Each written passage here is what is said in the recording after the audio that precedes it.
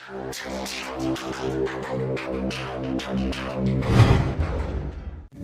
Morning my dear student. Last chapter जो हम ने पढ़ा क्या सॉलिड स्टेट के बारे में चर्चा चल रही थी, तो उसमें अपने लास्ट में जो पढ़ा था वो मैंने लास्ट में आपको बताया था एकक कोष्टिका के बारे में। किसके बारे में? एकक कोष्टिका। अब अपने क्या है, एकक कोष्टिका के मुख्य मुख्य जो गुण हैं वो देखेंगे कौन से हैं। बोर्ड एग्जाम में क्या होता है कि इसके ऊपर एक अंकीय क्वेश्चन पूछा जाता है, और बोर्ड एग्जाम में नहीं, यानी कि किसी भी तरह का अपने एग्जाम दे तो इस तरह का क्वेश्चन एक जरूर आता है एग्जाम के अंदर। तो उस लिहाज से देखा जाए तो ये पॉइंट अपना काफी इंपोर्टेंट पॉइंट है। तो इसमें देखो, सबसे पहले मैं एक बार रिमाइंड करवाना चाहूंगा कि हमने लास्ट में क्या क्या पढ़ा था। हमने पढ़ा सॉलिड के गुण क्या होते हैं, दूसरा हमने पढ़ा सॉलिड को डिवाइड किया था, मुख्य रूप से कितने पार्टों में डिवाइड किया, 2 पार्टों में डिवाइड किया था। फिर उसके बाद में हमने क्रिस्टल जालक पढ़ा। क्रिस्टल जालक के अंदर अपने ये पढ़ा कि क्रिस्टल जालक की छोटी से छोटी इकाई होती है, वो क्या होती है, यूनिट सेल होती है, जिसको हमने एकक कोष्टिका बोला। फिर हमने ये पढ़ा कि एकक कोष्टिका है वो मुख्य रूप से कितने प्रकार की होती है, 2 प्रकार की होती है। तो उसमें एक तो आद्य थी, एक केंद्रित एकक कोष्टिका थी। अब उसके बाद हमने जो केंद्रित एकक कोष्टिका थी उसको हमने डिवाइड किया था कितने पार्टों में, 3 पार्टों में। एक तो थी फलक केंद्रित, एक इकाई केंद्रित, और एक थी अपनी अंत्य एकक कोष्टिका। अब उसी से रिलेटेड अपने कुछ गुण देखेंगे। वहां पे मैंने आपको बताया था कि एकक कोष्टिका में कोनों की संख्या कितनी होती है, कोनों की संख्या 8 होती है। जैसे हम जिस रूम में हैं उसके कोने यदि काउंट करेंगे तो आपको 8 कोने मिलेंगे। दूसरी बात फलकों की संख्या, तो फलकों की संख्या भी मैंने आपको बता दिया था कितनी होती है, 6 होती है। फिर किनारों की संख्या, यानी एकक कोष्टिका में किनारों की संख्या वो कितनी होती है, तो किनारों की संख्या कितनी होती है, 12 होती है। कैसे काउंट करेंगे, जैसे देखो एक अपने सामने वाली दीवार है, तो यानी इन दोनों बिंदुओं को मिलाने वाली रेखा है उसको अपने क्या बोलते हैं, किनारा या एज बोलते हैं। तो इसको यदि हम गिनेंगे तो सामने वाली जो दीवार है उसमें 1 2 3 4, फिर अपने पीछे वाली के 5 6 7 8 9 और 10। अब ये जो दोनों बच गई ना, इनकी केवल कितने काउंट होंगे, 2 ही काउंट होंगे, 1 2, और इसके भी 1 और 2, तो टोटल कितने हो गए, 12 हो गए। यानी कि एकक कोष्टिका में किनारों की जो संख्या होती है वो कितनी होती है, 12 होती है। नेक्स्ट बात करेंगे अपने काय विकिरण की संख्या। एकक कोष्टिका में काय विकिरण की संख्या, यानी अपना जो रूम है उसके चारों कोनों को एक रस्सी से ज्वाइंट करें तो अपने उसमें कितनी रस्सियां डाल सकते हैं। तो यानी कि यहाँ पे जो इसको यदि देखा जाए तो काय विकिरण की जो संख्या होगी वो कितनी होगी, इसमें 4 हो जाएगी। इसकी काय विकिरण की संख्या कितनी होती है, 4 होती है। फिर अपने बोलेंगे फलक विकिरण की संख्या, तो फलक ये अपना क्या होता है, फलक होता है। तो यहाँ पे कितने विकिरण खींचे जा सकते हैं, 1 और 1 2, यानी फलक विकिरणों की संख्या कितनी हो जाएगी, 2 हो जाएगी एक फलक पर। टोटल फलक है वो कितने होते हैं, 6 होते हैं। तो 6 इंटू 12, एक फलक पर विकिरण कितने होंगे, 2 होंगे, और घन में जो फलक होते हैं वो कितने होते हैं, 6 होते हैं। इस कारण फलक विकिरणों की संख्या वो अपनी कितनी होगी, 12 हो जाएगी। फिर नेक्स्ट पॉइंट इसका क्या है, कोनों के परमाणु का योगदान, यानी कि कोने पर जो विकर्ण स्थित होता है उसका योगदान मैंने लास्ट लेक्चर में बता दिया कितना का होता है, 1/8 का होता है। फलक विकिरण यानी फलक केंद्रित परमाणु का योगदान 1/2 का होता है, लास्ट वीडियो में बताया है। किनारों के केंद्र के परमाणु का योगदान जो होता है, किनारों यानी इसको अपने क्या बोला है, किनारा बोला है। इसके केंद्र पर जो परमाणु होगा उसका योगदान कितना होता है, 1/4 का होता है। उसका योगदान कितने का होता है, 1/4 का। और काय केंद्रित परमाणु का योगदान जो होता है वो कितने का होता है, 1 परमाणु का होता है।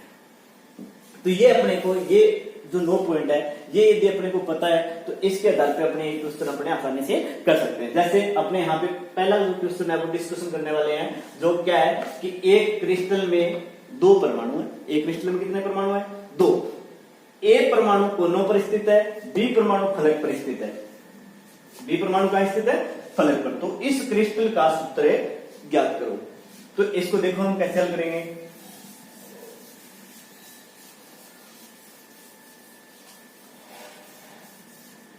सबसे पहला काम, परमाणु कितने हैं, 2 है, 2 परमाणु, यानी ये परमाणु ए हो गया और ये परमाणु अपना क्या हो गया, बी हो गया। इनको अपने को अनुपात के रूप में लिखना है। किस रूप में लिखना है, अनुपात के। ए परमाणु कहां है, कोनों पर है।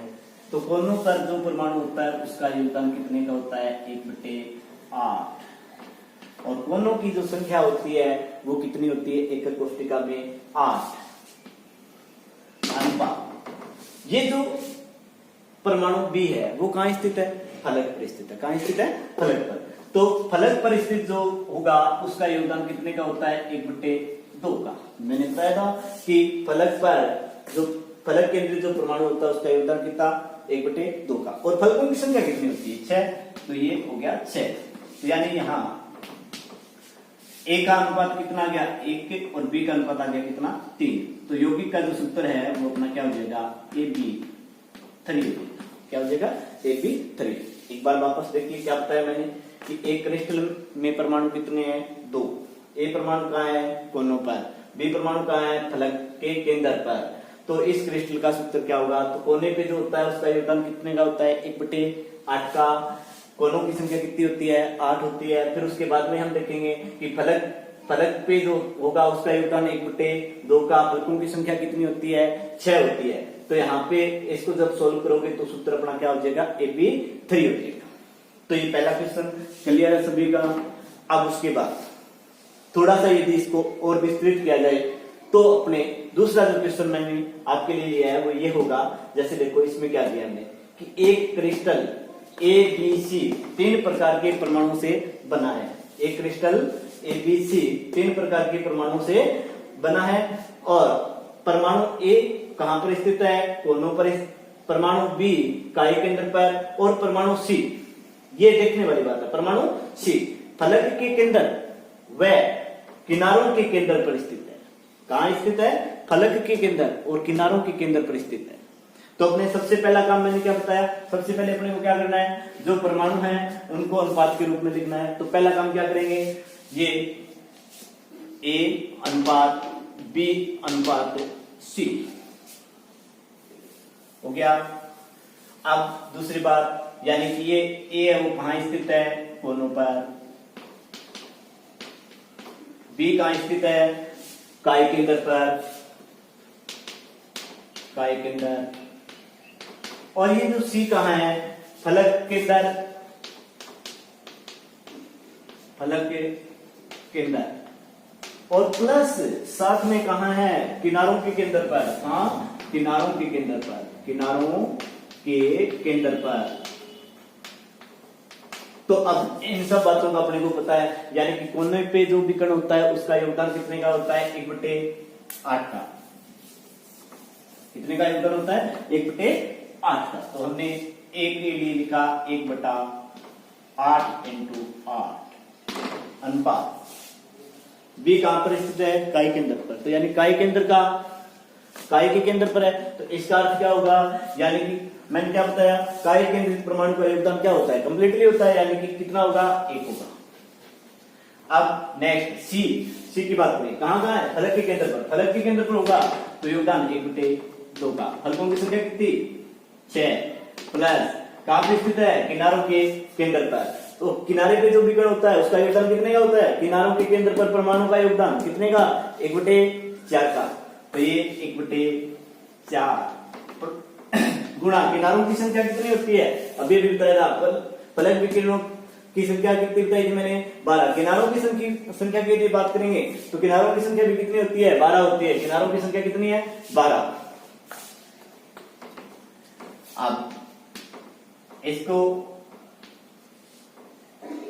ये आ गया आपका 1/1, ये यहां से 3, यहां से 3, तो ये क्या हो गया आपका 3 + 3 6।